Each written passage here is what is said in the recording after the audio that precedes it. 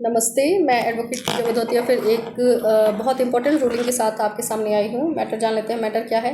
Matter है अवैध surrogacy समझौते के तहत यौन संबंध के लिए दी गई सहमति क्या वैध है। इस मैटर पर यानी कि सैरोगेसी के थ्रू जो आजकल लोग बच्चे पैदा कर रहे हैं उसमें यौन संबंध के लिए दी गई सहमति वैध होगी या अवैध होगी, इस पर एक बहुत ही महत्वपूर्ण डिसीजन आया है जो कि आप लोगों को जानना बहुत ज़रूरी है। कृपया करके आपसे एक निवेदन है, आप पूरा वीडियो देखें, क्योंकि आप वीडियो देखने के बाद उससे रिलेटेड बहुत सारे प्रश्न करते हैं जिनका जवाब इसी वीडियो में होता है। आप पूरा वीडियो देखेंगे तो आपको पूरी जानकारी होगी। महिला के साथ मैटर क्या था वो जान लेते हैं थोड़ा सा। उस्मानाबाद का एक व्यक्ति अपनी नौकरानी के साथ यौन संबंध बनाना चाहता था। एक लिव इन रिलेशनशिप समझौते के नाम पर अवैध सैरोगेसी समझौता किया गया। महिला आर्थिक रूप से कमज़ोर थी और पैसों के लिए समझौते पर हस्ताक्षर करने को मजबूर हो गई। इस अवैध समझौते में क्या था ये जान लेते हैं। समझौते की शर्तें थीं कि महिला 1 साल तक उस व्यक्ति के साथ रहेगी, उसके बच्चे को जन्म देगी, पैसों के बदले बच्चे पर अपने सभी अधिकार छोड़ देगी बच्चा होने के बाद में। और समझौते पर किसने हस्ताक्षर किए ये भी जान लेते हैं।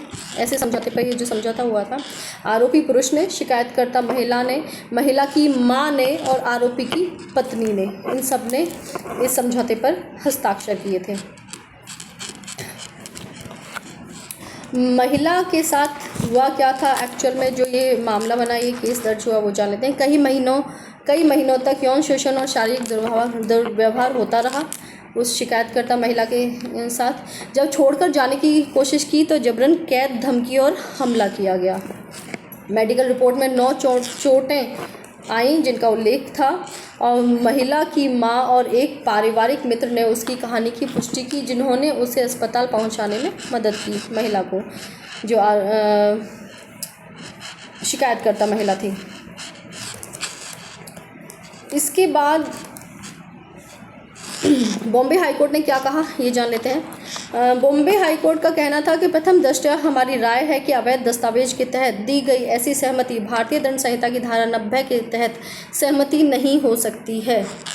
यानी कि धारा 90 ऑफ CRPC बोलती है कि आपसे कोई भी जबरन बिना आपकी इच्छा के सहमति करवाई गई है तो वे अपराध के तहत मानी जाएगी।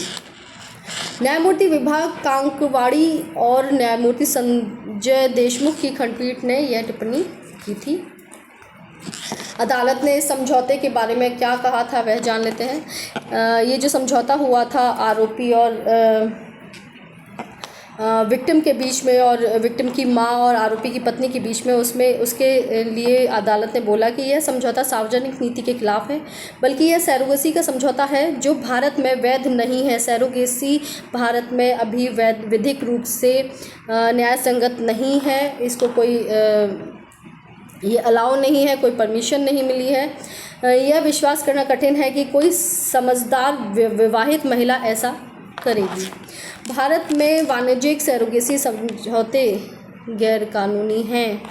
ऐसे समझौते से उत्पन्न कोई भी सहमति कानून में मान्य नहीं है। अगर आप कहते हैं कि सैरोगेसी के तहत समझौते में सहमति थी महिला की, तो भी वह मान्य नहीं होगा, वो अपराध की श्रेणी में ही आएगा। इस बात को ध्यान से सुन लीजिए। महिला की सामाजिक आर्थिक स्थिति का प्रभाव क्या रहा। अदालत ने महिला की कमजोर स्थिति पर विशेष ध्यान दिया।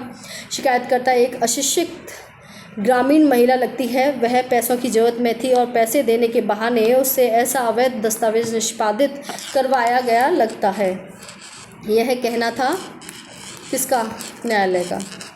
जबकि मेरी राय तो ये होती है कि अगर आप सोचने समझने की पूरी एक समझदारी रखते हैं, आप क्षमता है आप में सोचने समझने की, तो आपको बहुत स्पष्ट तरीके से पता होता है कि आपके साथ क्या हो रहा है, और आप उसमें कहीं ना कहीं आपकी सहमति होती है। अगर आपकी मर्जी से आपके साथ ऐसा हो रहा है तो खैर क्या कर सकते हैं, न्यायालय है। इस फैसले का महत्व क्या है?